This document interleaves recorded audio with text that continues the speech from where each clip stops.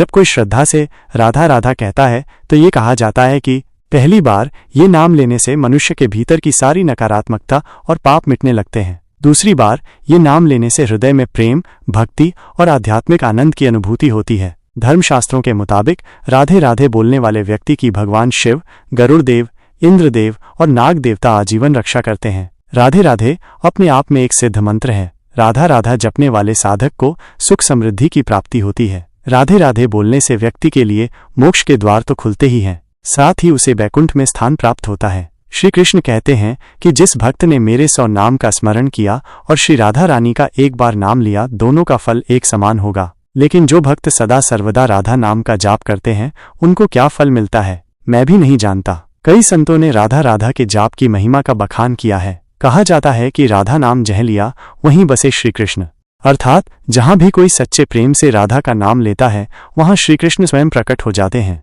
आज भी वृंदावन और बरसाना में भक्तगण राधे राधे बोलकर अपने दिन की शुरुआत करते हैं। एक बार एक व्यक्ति था, वह एक संत जी के पास गया और कहता है कि संत जी, मेरा एक बेटा है, वो न तो पूजा पाठ करता है और न ही भगवान का नाम लेता है। आप कुछ ऐसा कीजिए कि उसका मन भगवान में लग जाए। संत जी कहते हैं, ठीक है बेटा, एक दिन तू उसे मेरे पास लेकर आ जा।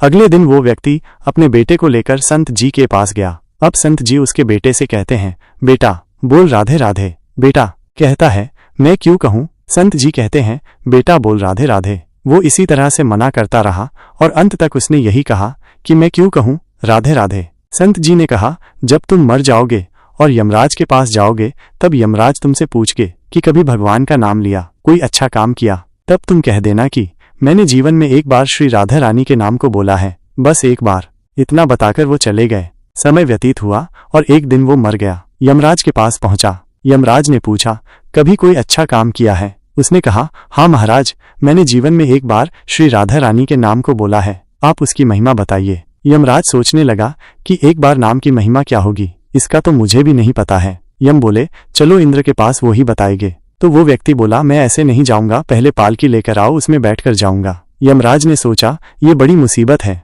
फिर भी पालकी मंगवाई गई और उसे बिठाया। 4 कहार पालकी उठाने वाले लग गए। वो बोला, यमराज जी, सबसे आगे वाले कहार को हटाकर उसकी जगह आप लग जाइए। यमराज जी ने ऐसा ही किया। फिर सब मिलकर इंद्र के पास पहुंचे और बोले कि एक बार श्री राधा रानी के नाम लेने की महिमा क्या है? इंद्र बोले, महिमा तो बहुत है, पर क्या है ये मुझे भी नहीं मालूम। बोले कि चलो ब्रह्मा जी को पता होगा, वो ही बताएंगे। वो व्यक्ति बोला, इंद्र जी ऐसा है, दूसरे कहार को हटाकर आप यमराज जी के साथ मेरी पालकी उठाइए। अब एक और यमराज पालकी उठा रहे हैं और दूसरी तरफ इंद्र लगे हुए हैं। पहुंचे ब्रह्मा जी के पास। ब्रह्मा